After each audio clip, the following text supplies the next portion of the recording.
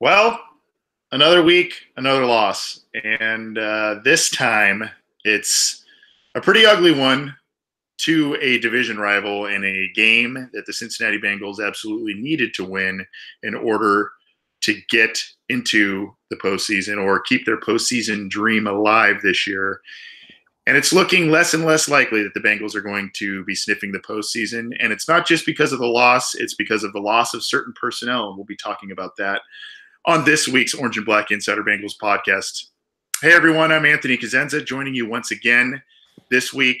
I hope you all had a good Thanksgiving despite the result of what we saw on Sunday against the Cleveland Browns. And I, like usual, joined by my comrade in arms, John Sheeran, who is gearing up for a pretty fun weekend, it sounds like. Adult beverage-induced weekend. It tis the season, right? I mean, tis the season. The Bengals are losing. It's the holidays. Might as well get into the hard eggnog, right? Yeah. It's this December 1st is Saturday. We're kicking off the right way. Yeah. Well, I'm awaiting my invitation to your. I want to relive my college days and get Cincinnati to LA. That's a long transit, man. Well, we'll have to talk about what you get from your Secret Santa exchange this weekend on next week's show, because I'm interested, and I want to know what you end up getting. I'm curious. I've been on a little bit of a, personally speaking, I've been on a dry kick from the adult beverages myself. So I'm kind of getting ready to get back into the game, if you will, after taking a break for a little bit. So I'm curious to know what you end up getting from your friends Xmas. You're not your Friendsgiving, your Friendsmas, right? Friendsmas. Sure. Yeah. All right. Let's get ending. Awesome. Hey, the good news just keeps on coming, John. Not only are the Bengals 1-5 basically over the past, it's technically a month and a half, but including the bye, it's been a pretty awful 2-month stretch for the Cincinnati Bengals. Not only are the losses piling up on the team, like I mentioned, a 1-5 stretch, but personnel losses. And what was your reaction when Andy Dalton went down? Obviously, and I want to talk about Billy Price, because you put up a good post on cincyjungle.com about Billy Price and his pretty awful performance against Cleveland. But what was your reaction when you saw Andy Dalton kind of grip that hand and he was getting checked down on the sideline? Then you see him go. Were you saying, this is just precautionary and he'll be back? Or were you kind of like, well, it fits into the season narrative of all these injuries, and especially injuries to star players? It fits into the narrative of our fandom, because he got injured on the same exact spot where he was injured in 2015. I don't know if it was the same exact thumb or not. Was this throwing hand? It was a throwing hand, right? Yeah. So it's the same exact thumb. He was looking at it, upset. As soon as he went to the locker room, like, okay, not only is he out for this game, he's probably gonna be out for the next week. But they're probably gonna tell us that we're not thinking it's that serious. And like, as soon as he said that, he was destined to go on IR, because of course he is. So every time someone gets injured, it's always worse than what we expect. And we can blame the medical staff all we want, but this is it's just so typical at this point. But it is kind of weird how Dalton has been so durable for the 8 years he's been, and the 2 injuries that he's had are the same exact ones on the thumb and off of free plays, off of turnovers. So it sucks for Dalton, obviously, but and we may or may not talk about this, but I don't think it was his last snap as a Bengal. Okay. Now all of a sudden we're into Jeff Driscoll territory, and I'm seeing some comments in the live YouTube chat about it. Obviously, he came in, played admirable, had a couple of touchdowns and led a mini comeback. But I think most people kind of figured, even if the Bengals had scored on that one last possession where they ended up turning it over on downs, it still was incredibly unlikely that they were going to come back and do something to win the game or come back and tie it even or anything like that. Played admirable. Was Driscoll's performance an actual spotlight into, hey, actually, we actually have seen what this guy can do playing with the starters, even though AJ Green's out and some other guys are out? And he can do some things with instead of playing with the 3s and the 4s in the preseason. Or is it simply the Browns were relaxed? They had a gigantic lead. They didn't expect Driscoll to come into the game. And, it was just at that point, it was just kind of garbage time yards and points. God, you just saying the Browns were relaxed and garbage time is referring to the Browns is so awkward to hear. But yeah, not really any other way to put it, though. Yeah, right? no, like this is just new territory for them, and definitely new territory for the Browns, playing the entire second half with a comfortable lead, and they didn't care if Jeff Driscoll was going to throw for 150 yards, run for a decent amount and a touchdown. I think we all.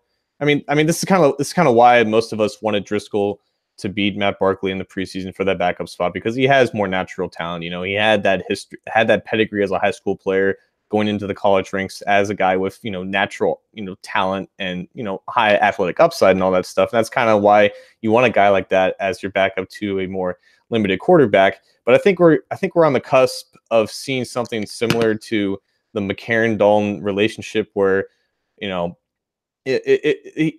Driscoll can do some nice things, here and there, but his consistency is going to be all over the place.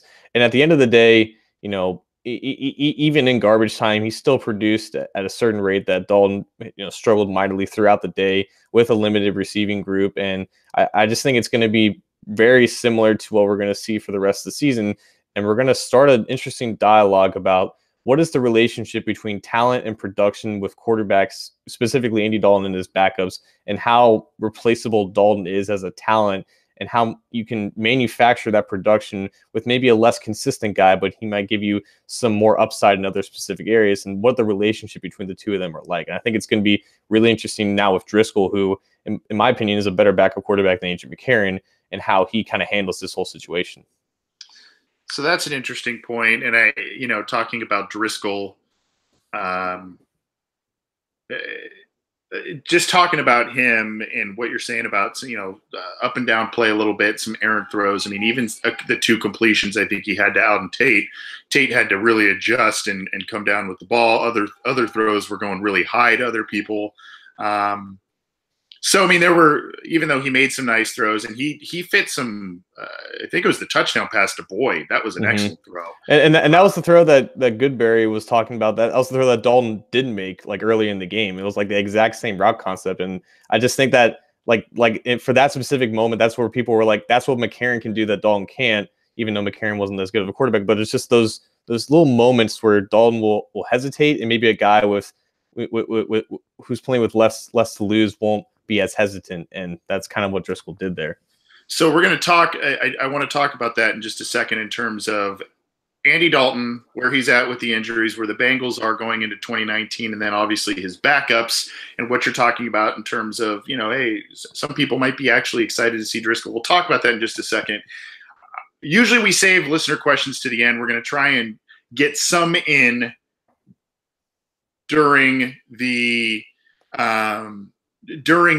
course of the show. So if you want to text, or if you want to text us during the show, 949-542-6241, give us a text, or you can call us towards the end of the show, 949-542-6241. We'll open the phone lines for calls at the end of the show, but taking texts, taking questions in the live YouTube chat throughout the show, as well as the thread on cincyjungle.com that we have going, and on Twitter at BengalsOBI. So we've already got a couple of them queued up. The reason I bring that up now, not only to let our listeners know they can send in questions, but I did get one on Twitter that I thought was kind of interesting regarding Driscoll, and I wanted to get your thoughts before we talk a little bit more about Andy Dalton's future. This was from... Let me look back up at it. It was from Jesse Ross, and Jesse Ross put me in the echelon of the Joe Goodberrys and Rocky Boymans. So hey, Rocky Boyman got in that. Rocky Boyman got in that. Yeah. So he said, I'm bummed the season has turned the way it has. I am, however, excited to see Jeff Driscoll get the start. One thing that stands out is Driscoll seems to look for plays, not players, like Dalton. I love Dalton, but sometimes I feel like he goes for players over plays. And then he kind of continued on saying, Have you guys seen this in any film reviewing you've done? It's just a hunch I get from watching, and I would love to see if anyone has found this.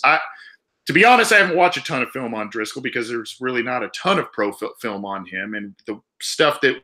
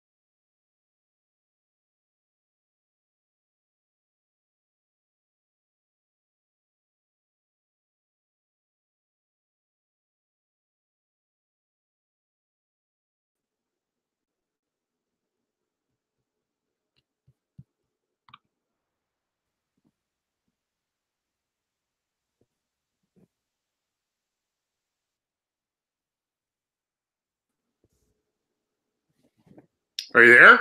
Back. All right. I don't know what happened there. My Wi-Fi kicked out. Sorry about that. Where did I leave off? We were talking. Oh yeah, Driscoll looks for plays rather than players compared to Dalton.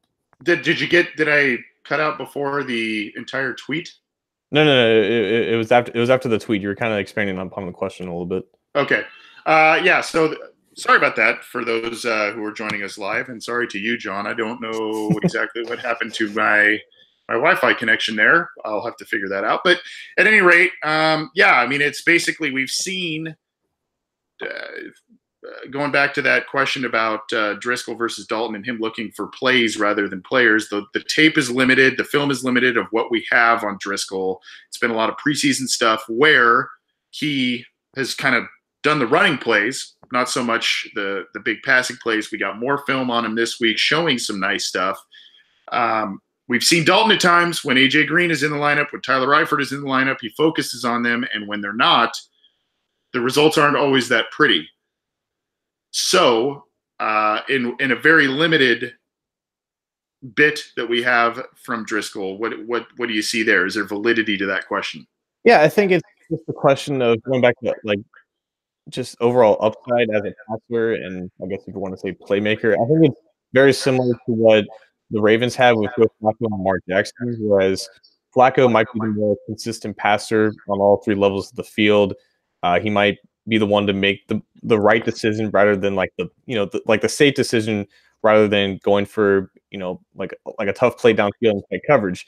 Whereas Lamar Jackson for that scenario is the guy who can extend plays in the pocket and not be as timid to make those big time throws. And I think that's basically what the Bengals have with Dalton and Driscoll, where you have Dalton as a guy who plays it safe. He make sure if those first two reads aren't there, he makes sure he has a escape route out of the pocket to try to salvage something to his check down or whatever. Whereas with Driscoll, he can stand in there for a little bit longer, maybe shuffle his feet a little bit to kind of reset, and will sometimes, take the chance on those tight window throws and trust his receivers a little bit more. And I think that's where he was talking about trying to go for the big play rather than forcing it to a certain player. Now, obviously, 29 attempts in garbage time against the Browns defense isn't a lot to go off of. But I think, going back to the McCarron thing, it's kind of similar to where they're just kind of those types of quarterbacks who are just a little bit inconsistent with their arm talent. They might not be able to be completely accurate, and we definitely saw accuracy issues with Driscoll. And I don't think you can compare his accuracy to Dalton. But at the same time, in certain scenarios, you would rather sometimes take those wild and errant throws if you can, in the same sense, get a net positive on some more big-time throws that can maybe sway the outcome of the game. And I think if the Bengals can somehow manage to keep Driscoll in structure where, in the early parts of the game and kind of let him loose towards the end, if they're still in the game, they can find some success with him in that sense. Yeah, and the other thing that you have to understand too is that Driscoll has come in kind of low pressure situations. The Saints game, the Browns game, the Bengals were way behind in both of those contests. He had a nice throw to Ross in the Saints game down the sideline, kind of just winging it around the field against Cleveland, just trying to make things happen. So the pressure has kind of been off Driscoll in some senses as he's come into games so far this season. So it's going to be interesting to see how he reacts, how he plays against a Denver defense that's pretty good and it's got a good pass rush. And playing from snap one, tie game 0-0 in what he does. If he may turn into a guy that under a little bit more of a microscope, he may turn into a guy who looks to tuck and run far more than he did in this mop-up duty type of thing. So I think once you get a full games film going from, starting 0-0 all the way to 3 zeros on the game clock, I think we'll get a better read on, if he really is truly looking to diagnose some things from a play standpoint, as opposed to, targeting specific players. It does seem like just as things go with the Cincinnati Bengals this year, it does seem like, of course, in his first start, Andy Dalton is now gone, and AJ Green now in the game, as the season kind of gets out of hand, he appears to be coming back this week. So that's going to be very interesting to see how that dynamic works out. This is the Orange and Black Insider Bengals podcast. He's John Sheeran. I'm Anthony Cosenza. And you can get this show on iTunes, Stitcher, Google Play, Art19, CincyJungle.com, and, of course, on YouTube. And you can tune in every week live for every episode on YouTube and on CincyJungle.com. I do apologize once again for the little bit of wackiness we just had there, a little bit on the cutout of the feed, but we are back, and so sorry about that.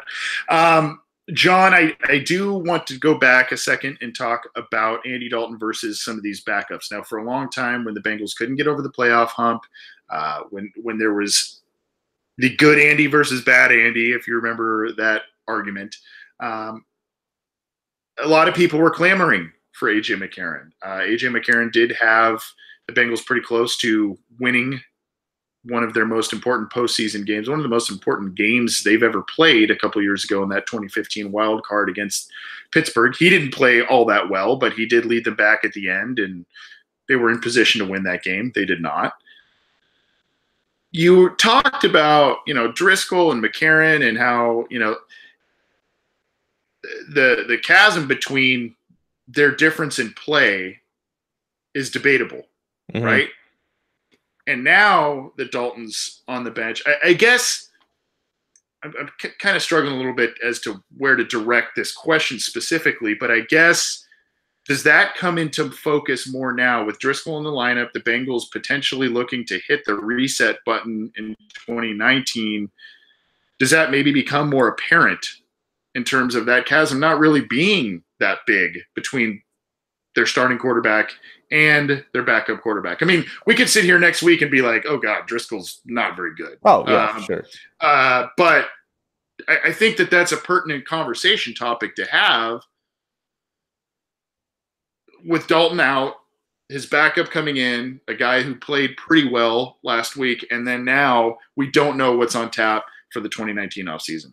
Yeah, so we talk about, or at least this year, we've talked about just without his weapons, Bill Lazor's game plan and scheme in particular is pretty bland as the game goes on. It's pretty predictable. Defenses can pick up on it, but at the same time, you know, an Andy Dalton-led offense has historically, or not historically, for the past 8 years, it's been pretty simplified for him, and I think that's always been something constant with Dalton is that he's in a pretty simplified offense. One or two reads, and you know, not really comparable to that of like Tom Brady or Aaron Rodgers or any other more talented quarterback that can take on that kind of things. So when you have AJ McCarron, when you have Jeff Driscoll kind of come into the game, you kind of notice that things don't fall off the cliff as much as you would expect from a starting quarterback to a backup quarterback, because the system is already in place for a more simplified, intelligent. I don't know what I'm trying to say.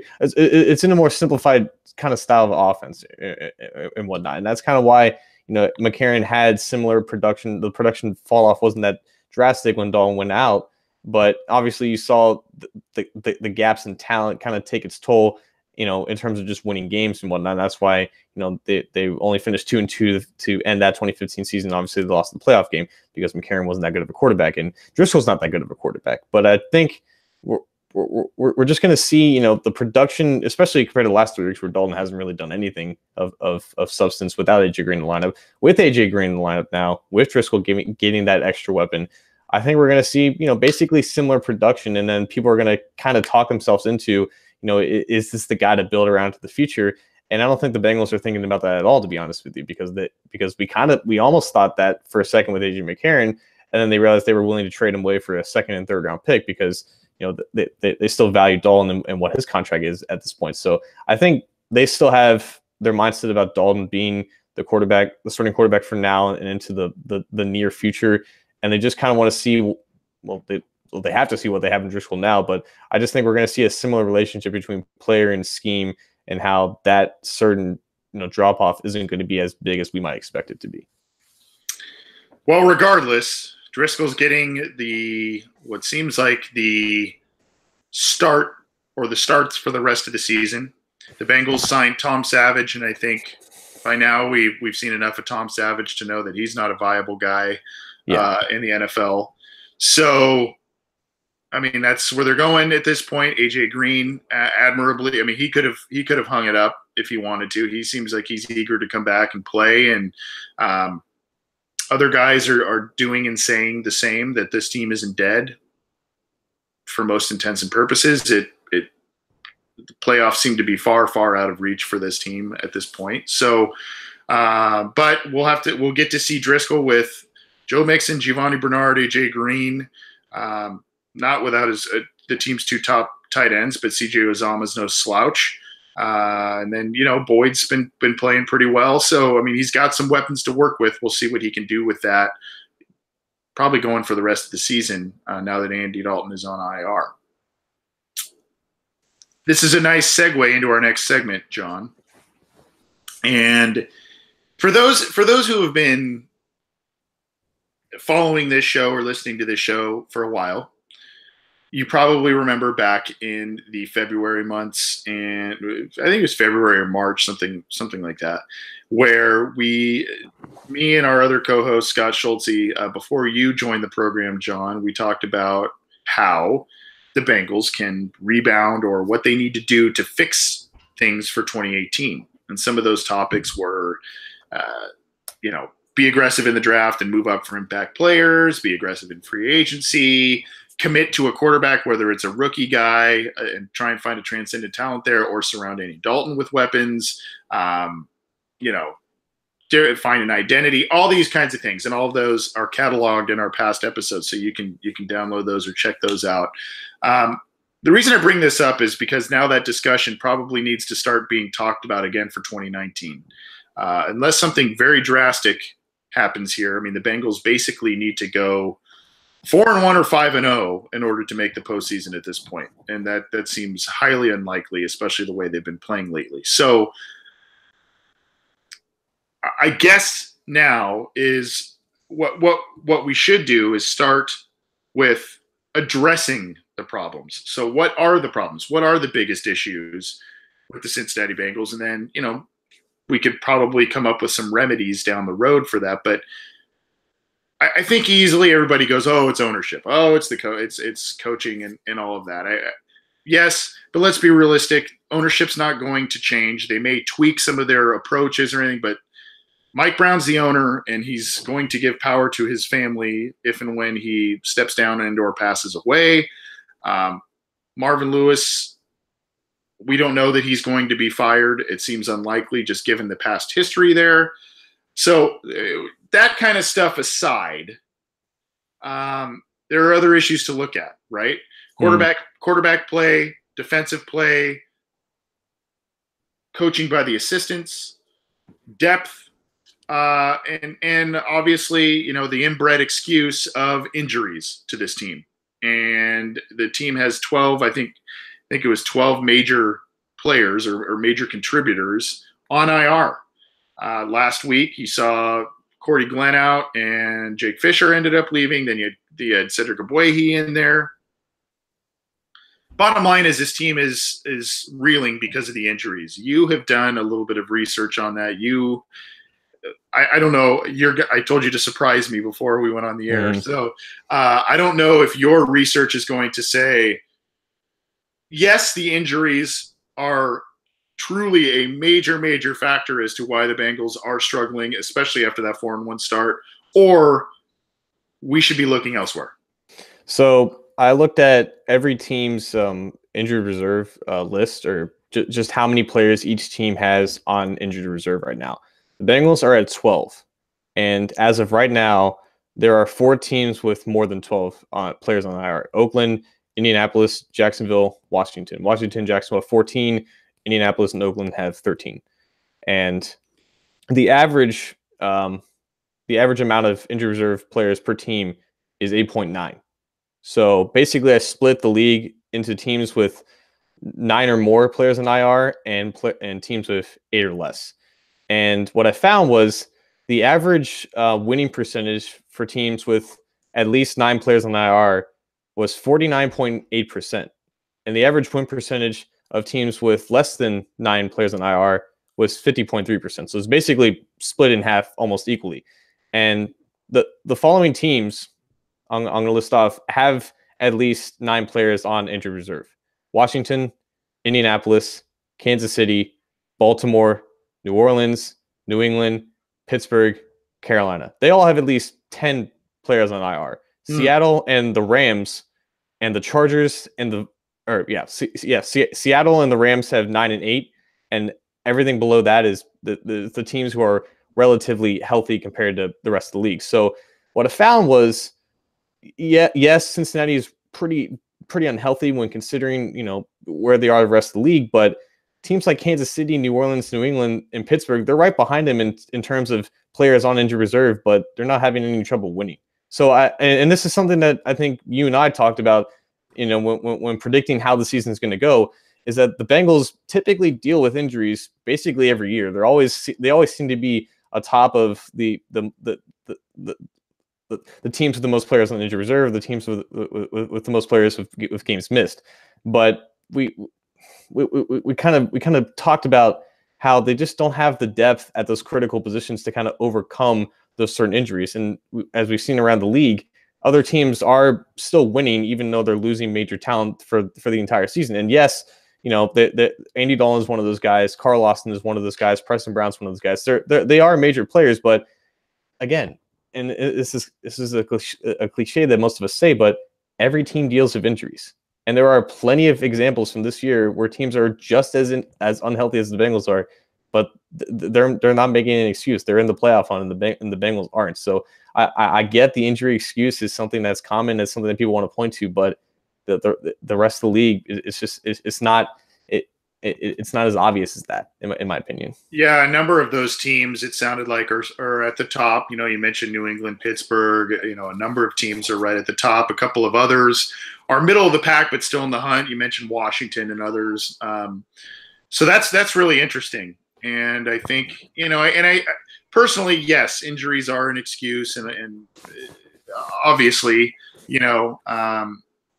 but yeah, I also kind of think in one way it's a weak-minded excuse. Yeah.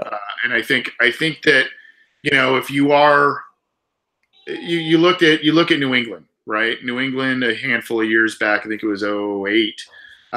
Tom Brady gets lost, I think, in the first or second game of the year with a knee injury. Matt Castle comes in and still leads him to a 10-win season. I think it was a combination of Matt Castle, maybe even Doug Flutie was on that team. And they still won 10 games. I think they just missed the playoffs. They did, yeah. Yeah. But Matt Castle made himself a lot of money. But the Patriots still proved that they could get 10 wins without arguably the greatest quarterback to ever play the game out of the lineup. Mm-hmm. And the guy who was behind him and playing was a guy who didn't really take any snaps in college because he's behind Carson Palmer at USC. So, mm-hmm. I mean, this wasn't a guy that had a lot of experience and was a highly touted guy. So my point is yes, it's an excuse, but it's a weak-minded excuse. And I think that research tells me a lot about where we can, and there's a number of areas you could point to now outside of the injuries that are plaguing the Bengals, right? I mean, you could look at high draft picks not pulling their weight lately. That 2015 draft class with those two top tackles, that absolutely destroyed this team. Yeah. And it destroyed this team not only because those two have not panned out, Cedric Ogbuehi and Jake Fisher, but it destroyed them because they put their eggs in that basket and they let Andrew Whitworth walk. They also let, if they thought at some point that one of those guys could become a guard, they let Kevin Zeitler walk. And so that was a twofold thing. And it's not just that draft class. John Ross has come around this year, which is nice to see. He's got I think he grabbed his 5th touchdown catch this last week. Mm-hmm. He struggled last year. That put them behind the 8 ball a little bit last year. So draft picks and recent draft picks, 2014, they grabbed Darqueze Dennard. They could have moved up theoretically and grabbed a CJ Mosley if they wanted to do that and cure the linebacker problem. I mean, you can go round and round about the draft picks, but there's also then, John, this feeds into the team mantra of relying on the draft and not so much free agency.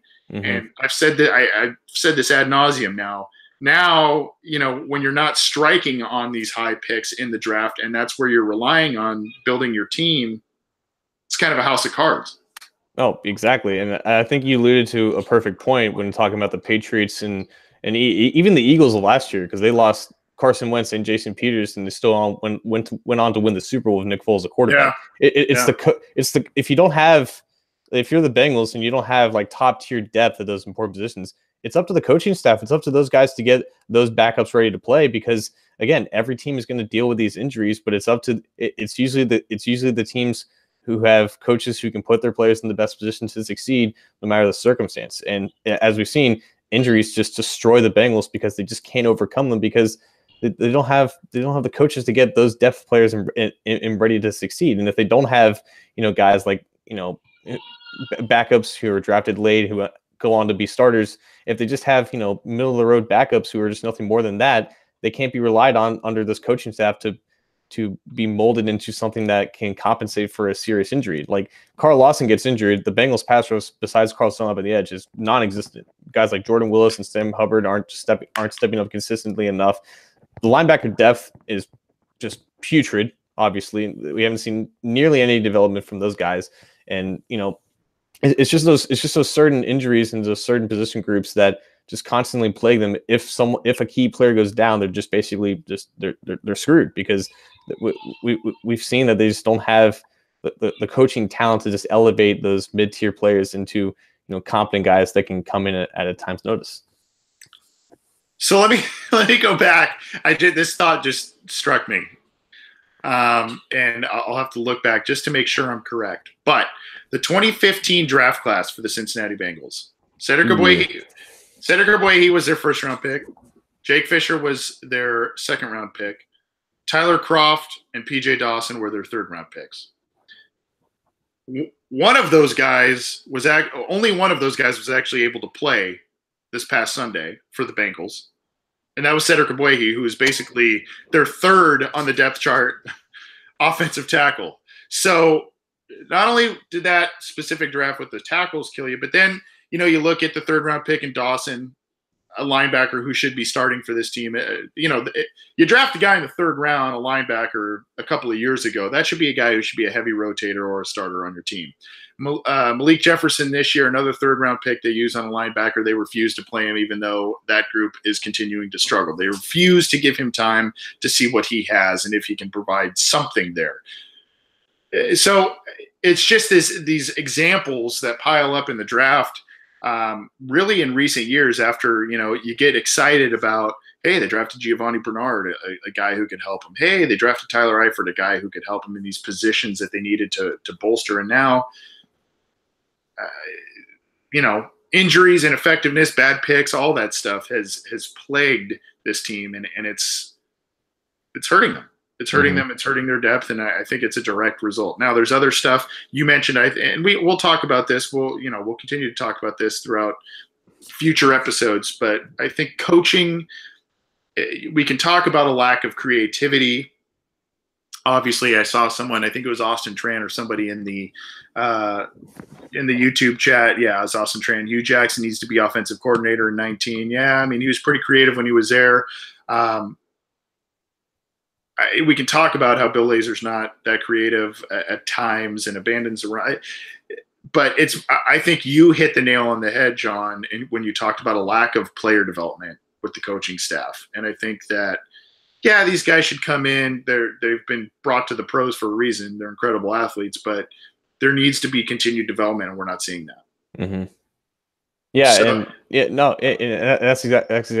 that is exactly the point, because, like, we talked about how this team can make a deep postseason run if everything kind of goes to plan, but that's just not a thing that happens in the NFL. You're gonna endure injuries. You're gonna have to overcome stumbles in the road.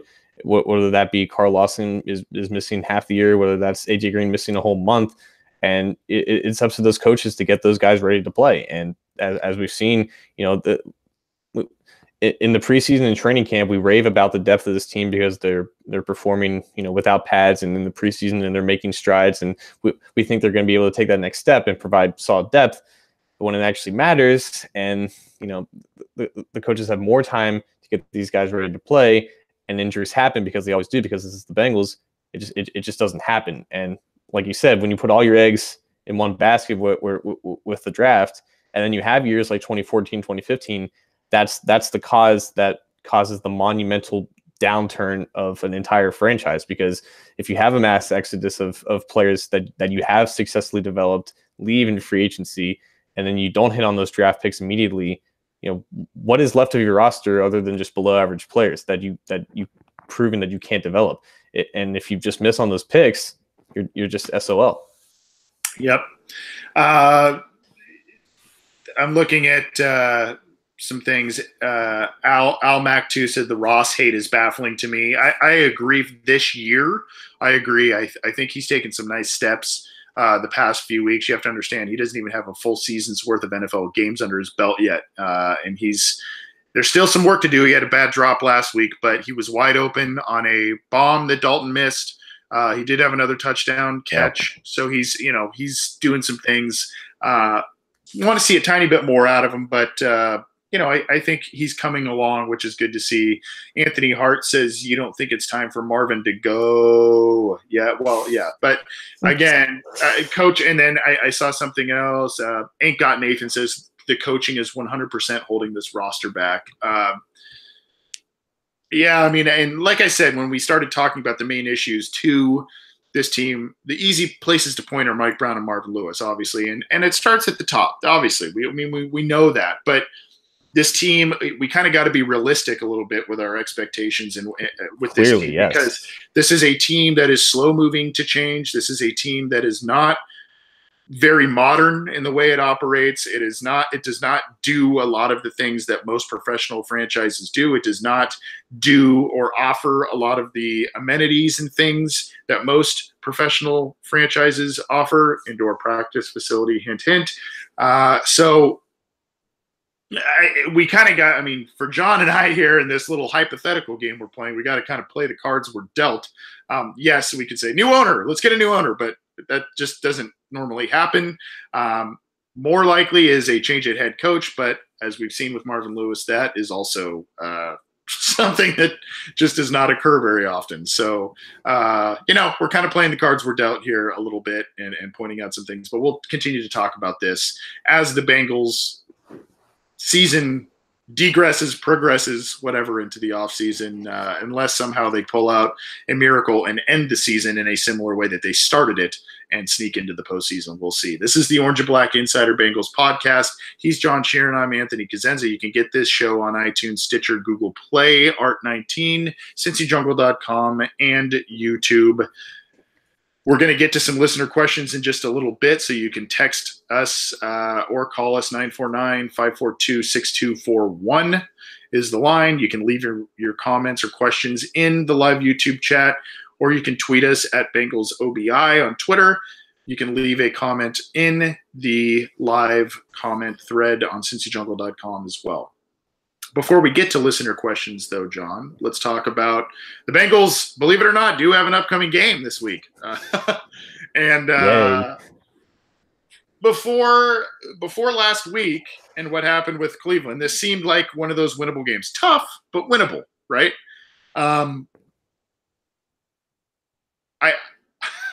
Given what happened with Hugh Jackson and the Browns, and that probably could have taken up a whole episode of the podcast in itself, but it's just like, why even pour salt in that wound? But I think we can kind of say, well, familiarity is a little overrated at times in the NFL.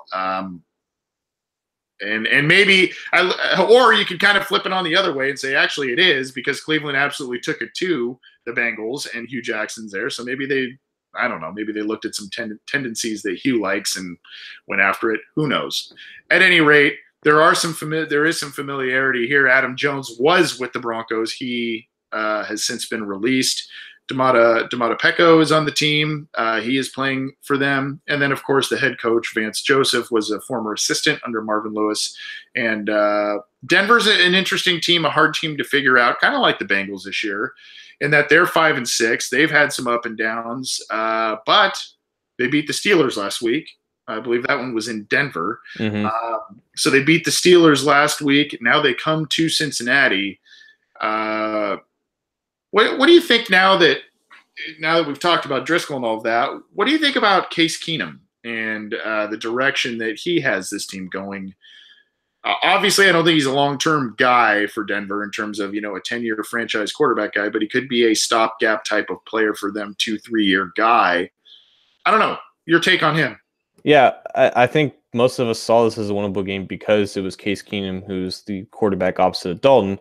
Now that you have Driscoll, the major unknown, that whole bullet point is kind of up in the air at this point. We don't know who has the quarterback advantage in this one, because looking at the stats, looking at the tape, Case Keenum isn't particularly good, at least in this Denver Broncos offense. And for the first time, it seemed like they kind of realized that, and they did what I think a lot of Bengals fans wanted the Bengals offense to transform into, and that was just kind of relying on the run game. And they have one of the more successful running games in the NFL, led by both Phillip Lindsay and Royce Freeman, both rookies, and kind of took the pressure off Keenum to get Keenum into the red zone where he can do damage, and that's where he scored those 2 touchdowns against the Steelers.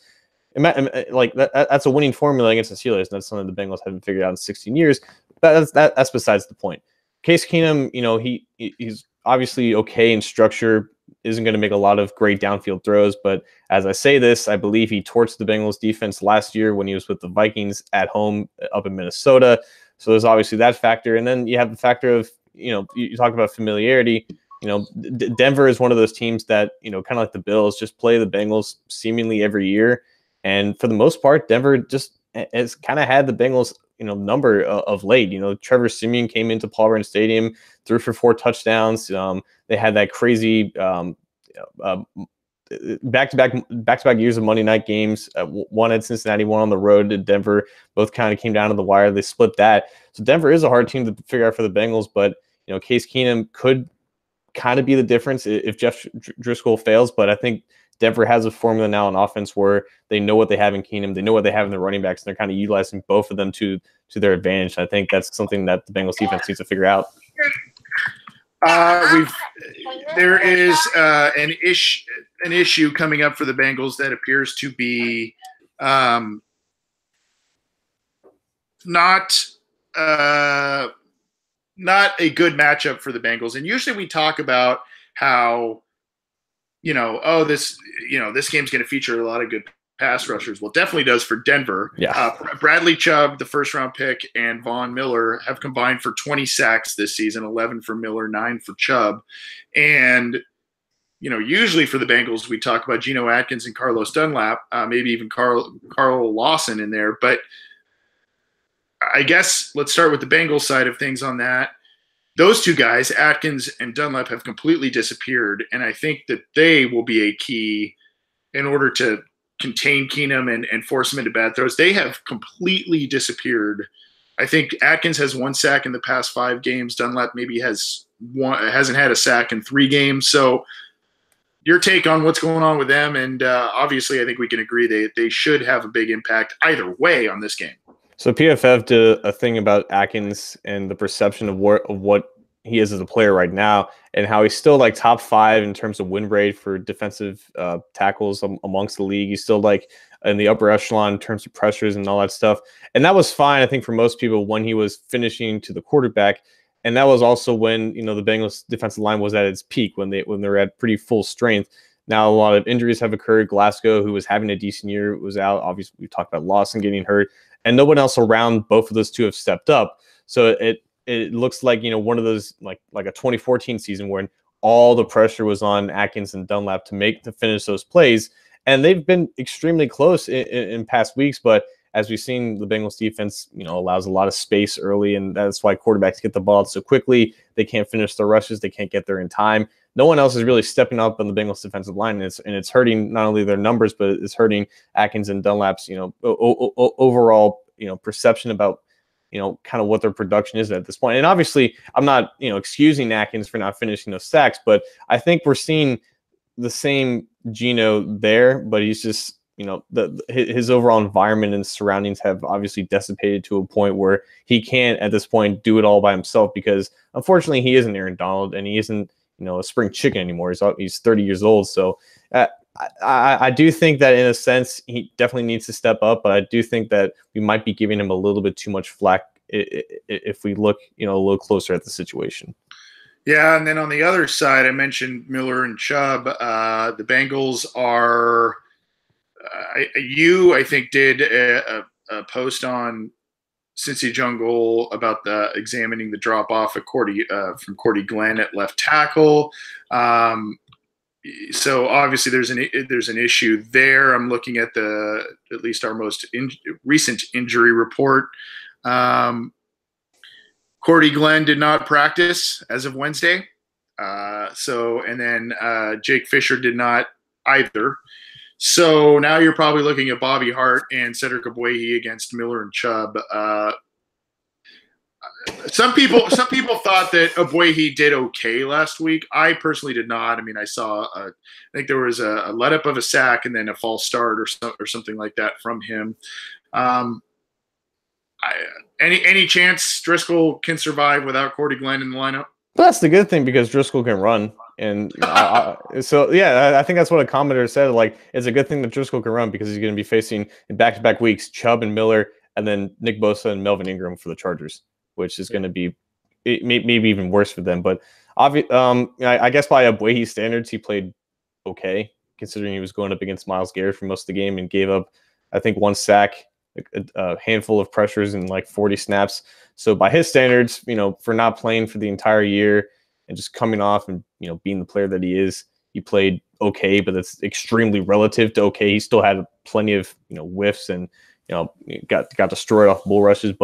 And that's scary, because Chubb, for the most part of how he wins a lot with power. It kind of looks like a young Khalil Mack out there, where he kind of just does what he wants because, he can just force his way through a guy with either strong hands or a powerful low base. And that's, obviously, the perfect nightmare when you're talking about a Boehe who gives up his chest so easily and can't really anchor. So I think Chubb knows what he needs to do against the Boehe, and the Boehe just has to hope that he, for some reason, uses a lot of speed rushes where he can just kind of push him to the outside. But if Chubb's smart, he's going to be attacking inside for those inside rushes, and Driscoll needs to be constantly aware that he's going to have to step up and potentially evade a very hungry Bradley Chubb. Yeah. We've got a call on the line for our next segment, so I want to get to that in just a second. Obviously, those are some of the keys to the game. Phillip Lindsay having a good rookie season as a multidimensional guy. He's going to present a problem for the Bengals. Usually I say, hey, what's your prediction? And we talk about it. But, I mean, it's almost like at this point, is this going to be a blowout loss, or is it going to be somewhat close for the Bengals? I mean, any other way to put the prediction at this point? Yeah, like just throughout the season, I haven't predicted like a big loss. Like I think for the Chiefs game, predicted like a 10-point loss. Like last week or like a couple weeks before the Saints, predicted like a 7-point loss. I went on a Denver radio show this morning and predicted like a 21-13 loss. But every time I do that, somehow like the things that I don't think are gonna bite the Bengals in the butt end up do. So it's completely possible that Case Keenum comes into town and throws the 3 touchdowns, and Phillip Lindsay does what we expect him to do. And it kind of is reminiscent of that 2016 game where the Broncos just will seem so much clearly talented, more talented than the Bengals are at this point in time. And it's kind of like both teams are, they're like intersecting on a graph, but going on different slopes, right? They're right at 5-6, but Denver is coming off of 2 wins. Bengals are coming off of 3 losses. And I think that momentum factor, even though the Bengals are playing at home, kind of matters in the same way that it mattered last week. So, yes, I think this is a loss. And I think now the more I think about it, it's probably going to be at least a 2-touchdown loss. And even if Driscoll does some good things, I just think that the Broncos are just more properly built right now and aren't dealing with as many injuries. And I just think that that their talent is going to prevail probably early. Hard to disagree with you. And unfortunately, this team has just not given us a lot of things to be confident about in their ability to get a win and turn this season around. It's just been a tale of 2 seasons. Pretty crazy.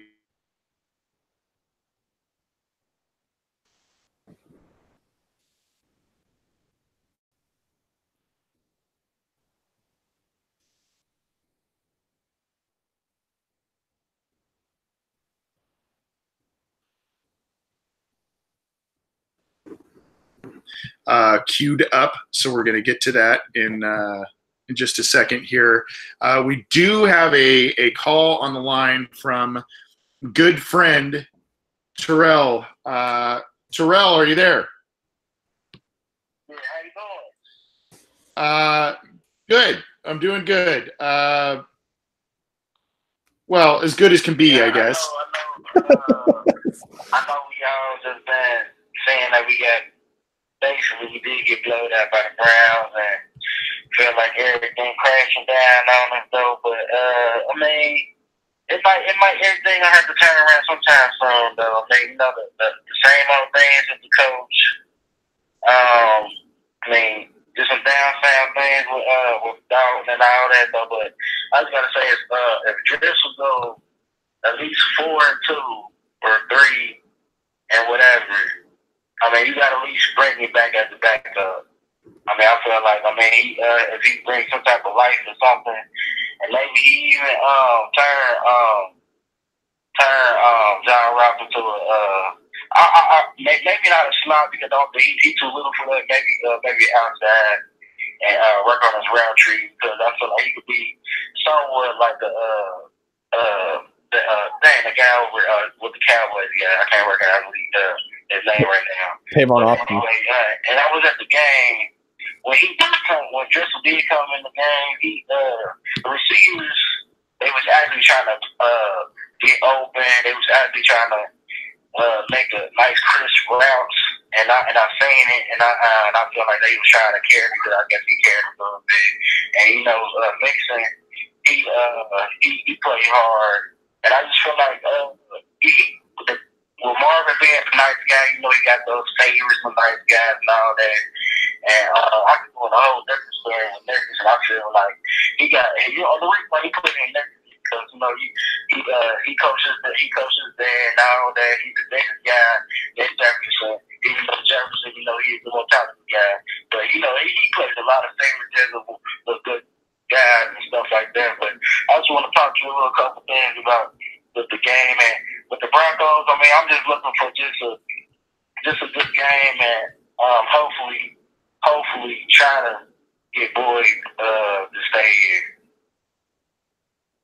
Yeah, so real quick before we get you off the air here, Terrell, if Driscoll ends up playing pretty well, the Bengals get some wins, and I think this is going to be a topic of conversation in a future episode between John and I, but do you think it's time for the Bengals to move on a quarterback next year?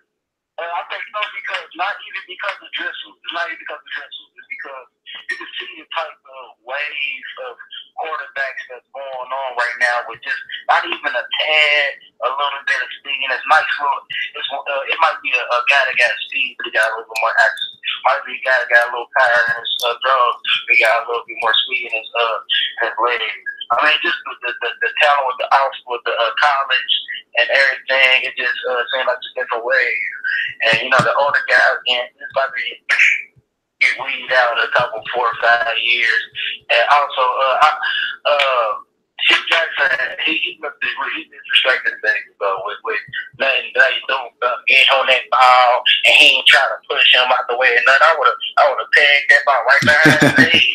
Yep. Yeah. All right. Thanks, Terrell. We're gonna get to another call. Appreciate you holding on and your comments, buddy. All right. That was Terrell on the line there. So we've got another call, John. Let's get to this one real quick. That one cut off. All right. If you called just a second ago, you can call back in.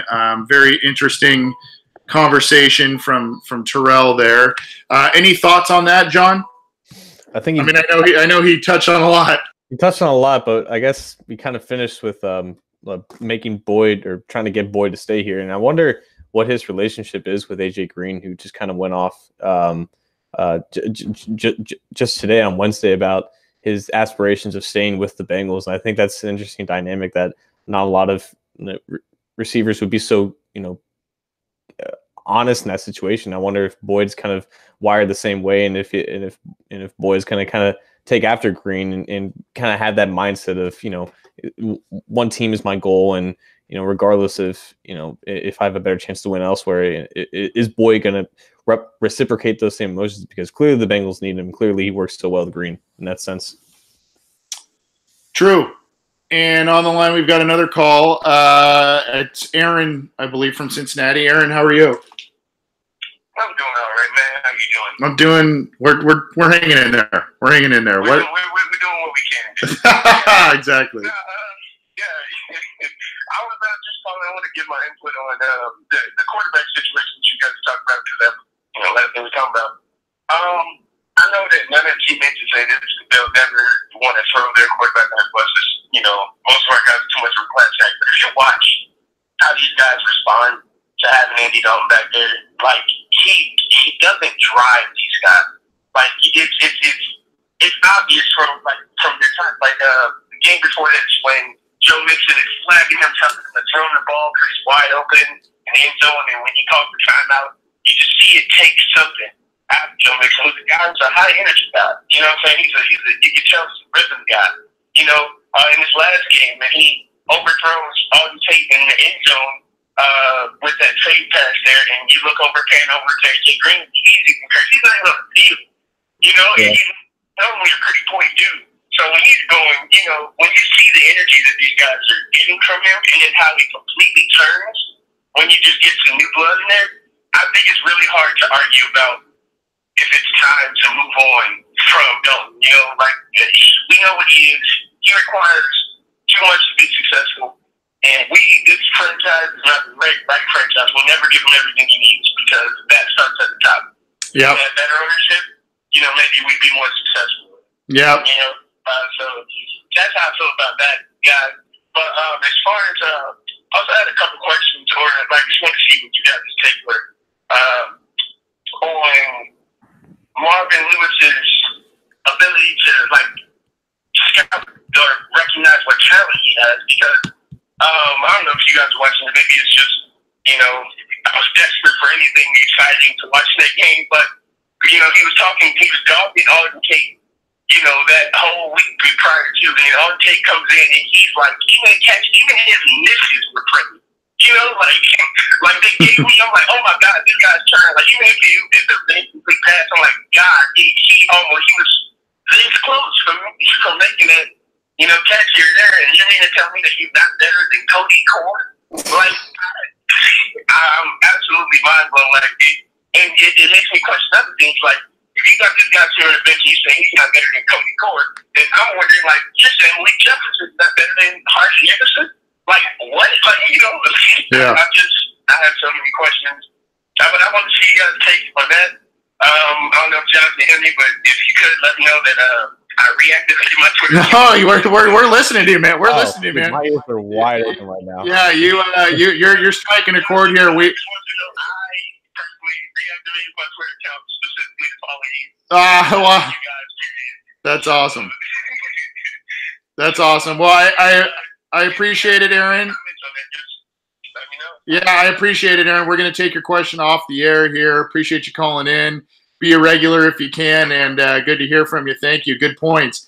John, and I apologize that we had a couple more calls when we were talking to Aaron there, so I apologize we couldn't get to those. But really good points, and it's stuff we've kind of talked about a little bit, but not specifically out in Tate and the comments and all of that. But it goes back to player evaluation, but it also goes back to a little bit of Marvin Lewis being this old school guy and practicing the right way and bide your time behind veterans and all that kind of stuff. Sometimes it's something that is worthy of that designation, I guess. And other times it is completely a detriment to the team. Yeah, and if you bring in a new coach, I guarantee you would see a difference in, you know, when to get guys on the field and whatnot. I just wanted to just briefly talk about another point from Aaron and how, you know, the Bengals have to, like, you know, if they want to be successful with Dalton, they have to bring in all this talent, and the only way that they want to do that is with the draft. So in a sense, with Dalton to succeed, they have to get extremely lucky. And and they almost had that in 2015. Then Dalton got injured, and then their whole season got derailed. So I think that's something that we all kind of recognize now, that as when you're building around a limited quarterback and you don't want to use the tools in free agency to kind of build around the quarterback who's not going to pay that much, you just got to get lucky. And I think at this point, many fans are just starting to realize, why not just try to go for that guy that can transcend the limited talent on the roster to kind of take you to that next step, instead of, you know, continuing to rely on someone who can't really carry the load. Yeah, and the team thought they had that, and to a certain extent, he was that guy in Carson Palmer for a little bit. And then, unfortunately, you know, some injuries and other things, he wasn't, you know, Peyton Manning or something worthy of that #1 overall pick, but he was a guy that was pretty dang good. And then the team kind of let him down. And if you watch that, a Football Life special on him, he kind of talked about basically how he had enough of the team just kind of not doing what they needed to do to make proper changes and whatnot to become a winner. We have another caller here. It's Andrew from Cincinnati. And then we might try and get out of here. We had a dry spell of phone calls the past couple of episodes, and now we've got a bunch of them. So, Andrew, are you with us? Yeah. Hey, man. How you doing? Doing all right. How are you doing? I'm doing well. I'm just driving home. All right. Crying in my car about the injuries this year. But I just wanted to come on and voice my frustration about fans that act like they have it harder than players. I've been on Twitter a lot lately, trying to reply to fans. Just respond to people on Twitter, acting like their life is so much harder than a player's. And I just wanted to hear your thoughts and John's thoughts on that. Well, in what can you give us just a quick example of what you're referring to? Like an example. There was a video of John Ross's response. I think a news posted, and a lot of fans were saying in the comments how, oh, well, try being a fan for 20 years. And my defense to that is they poured their lives into this. Like, they do this for a living. They're at the pinnacle of their careers, or pinnacle of what they're able to do. Like, they're not in arena football. They're in the NFL. So I don't think that we have it harder than the players, but I just wanted to defend the Bengals players in that. Well, yeah, I appreciate that, and we're gonna take your question off the air, Andrew. I appreciate you calling in, and yes, that's the John Ross thing is actually where I was going to point to that. Excellent question, John. I'm going to say this: I have seen or interacted with former professional athletes who either themselves or they have corroborated tales of people in the locker room completely being paycheck player type of guys, where they do not care about the success of the team. And these are largely guys who bounce around from team to team. These are guys who have been around for a while, and they're guys that you could probably guess based on their personality, if they've been in off-field trouble, whatever. You can probably guess some of these guys. But I love that Andrew brought up the John Ross thing, because if he wasn't going to give a specific example or that example, that's where I was going to go. And if you don't know what I'm talking about, I think it's either Brandon Seho or Jeremy Roush who posted, I can't remember exactly who it was on Twitter, but one of the local Cincinnati media guys posted a locker room clip, a post-game clip of John Ross that I thought was very interesting, saying that, yeah, it sucks for – here's the thing to me, John, and I want to get your take. I'm hogging the mic here, but yes, for fans, it stinks to watch the team lose and to watch the team lose year after year and not take the next step. But the thing that struck me about Ross's comments was not only does it stink as a player, you put in this work, and it's the physical work, it's the mental work, and you're doing this, 5 to 7 days a week, depending.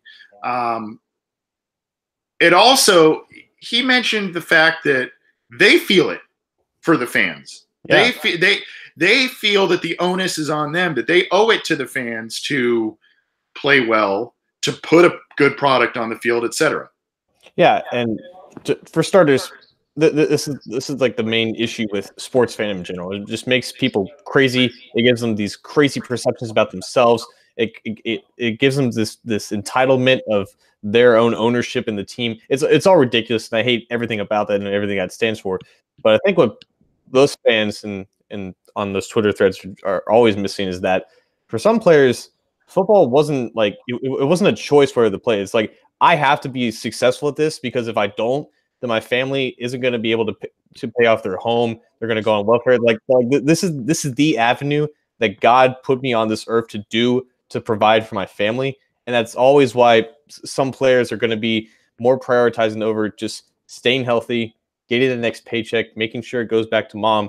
And that's why players are so reliant on college scholarships and just, preserving their God-given abilities to make sure that this dream comes true, because it's so important to them.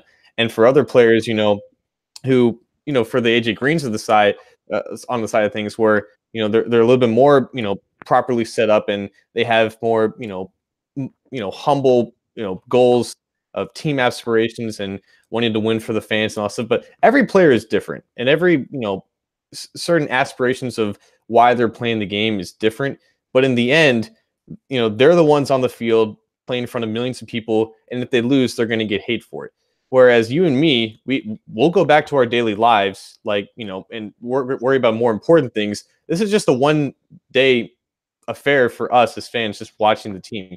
These guys, they dedicate, like you said, their entire life, their entire bodies, and their careers, potentially a decent amount of their lives after the game, to do this because they love it. And they get, and they can get hate for not, putting up enough fantasy points, or for not going to the playoffs after a few years of, going there consecutively. And it's just not comparable compared to when you're looking at players and fans' hardships when a team struggles, because these guys live it and breathe it, and they have to, suffer what we all say, about their struggles, and they kind of have to absorb and go with emotions, and how they respond and absorb that, it's kind of up to them. But it's just I completely agree with Andrew. It's a stance that I'd be willing to talk about for an hour if I needed to, but just to end with that, like, it's not comparable. Get off your soapbox. You're not in a worse position than the player when it comes to team success. Yeah, and you know, imagine most of us work either 9 to 5s and or for you and I, we work on the site and we work on this podcast and all that stuff. And I can tell you, you know, when we write something up on Cincy Jungle and maybe people don't agree, and especially this time of year when the Bengals are losing, people get real testy in the comments section of stuff, and they're easy to They are quick to criticize our writings and our opinions on certain things regarding the Bengals. I can tell you that kind of you're like, you know, that kind of gets under your skin a little bit. Just imagine on your own home field, 65,000 people booing you into the halftime tunnel.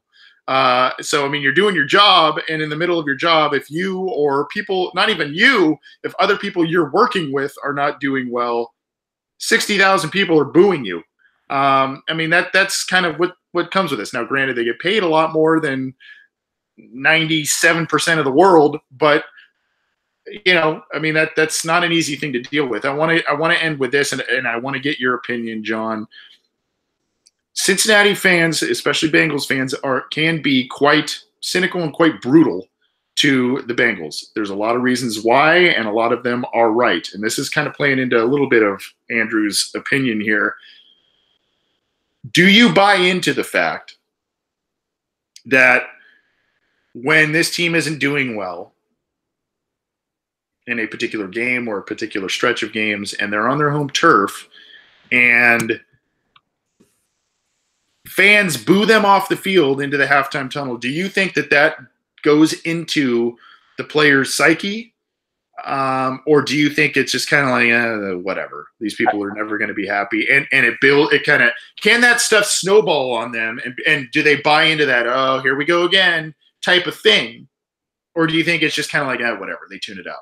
I think it just depends on the player, to be honest with you. Like, for a guy like Perfect, you know, who's plays with such emotion, you know, at least he used to, or especially Mixon, who's, you know, more of a younger guy and not used to, you know, playing in Oklahoma, he's not used to losing that much. I think for those specific guys, it kind of gets to them and kind of rallies them to do a little bit better. But again, you know, there are some players who are just, you know, they give it their all because they're part of the team, but at the end of the day, you know, that next paycheck, that next contract is on their minds because you know, they feel obliged to provide.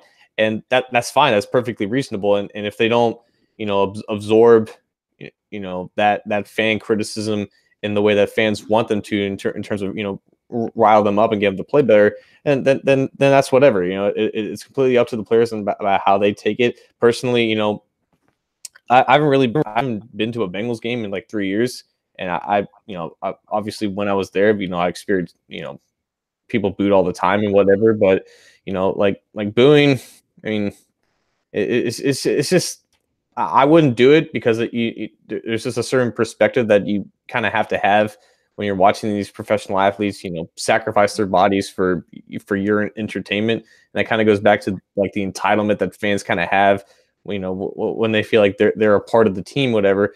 And they may feel like, you know, they're booing because they care and they want them to do better. But at the same time, yeah, it can probably definitely, you know, mentally damage a player in terms of, you know, especially like a guy like a Boehe or someone who just constantly struggles and knows that most of those boos are for him, and it might, you know, break them down, make them worse, or it could build them up and make them better. It really kind of just depends on the player, I think. Yep. Such is the vicious cycle with the Cincinnati Bengals and their fans, right? Thanks to the callers. We had a couple more. I apologize we couldn't get to them. Both time constraints and having some other calls just couldn't allow us to do it. But call us next week. Call us in future episodes. We want to have you back, and we want to thank you for still tuning into the program, still downloading the program, even though the season has not been going very well over the past couple of weeks or months, really, with this team. Started off so promising, and then, you know, whatever. You mentioned, just ironically, John, you mentioned the last game you went to was a couple of years ago. Same with me, at least in Cincinnati. The last game I went to, ironically, was the home opener against the Broncos. Yeah. So, and then now, gosh, I guess it would be next, not this Sunday, but next. I've got tickets to go to the Chargers Bengals game in LA, and yeah. I'm actually debating if I'm going to sell those or not. I can imagine a Rivers jersey is that expensive. You can cop one. Yeah. Well. Yeah. My poor brother, he bought like 6 tickets to this thing. He spent a small fortune to this game, taking all his kids and stuff. And I mean, the Chargers aren't that not used to having their home crowd kind of taken over by opposing fans. Yeah. Well, we'll see. I'll have to let you guys know how that goes. But thanks to everyone who called in and to those who submitted questions. We had a bunch. We just couldn't get to all of them this week. We'll try and get to more next week. Very, very grateful for the interest that our listeners are showing. And you can get this show on iTunes, on Stitcher, on Google Play, on Art19 at cincyjungle.com, and on YouTube. And join us live every week if you can. Hopefully without the Wi-Fi buggies. I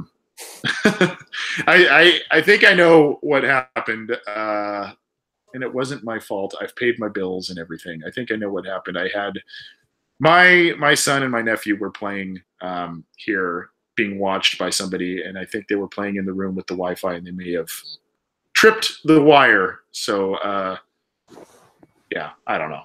And any final thoughts, John, before we get out of here? Just another quick shout out. I was getting Chipotle today, and I was being rung out, and I gave the guy my card, and he said, "Hey, aren't you on a podcast?" And I'm like, yeah, about the Bengals. Yeah, I watched that. Unfortunately, I did not ask for your name, but I did see your name on the receipt. Jeffrey, who works at Chipotle. Big shout out to you for either watching live or watching in the car, like Andrew, or however you watch it. Big shout out to you for checking out the podcast and saying hi to me on the street. Again, if you guys see me, say hi. We'll talk about Bengals, and you get a shout on the show. So shout out to Jeffrey. Dude, I gotta raise my game.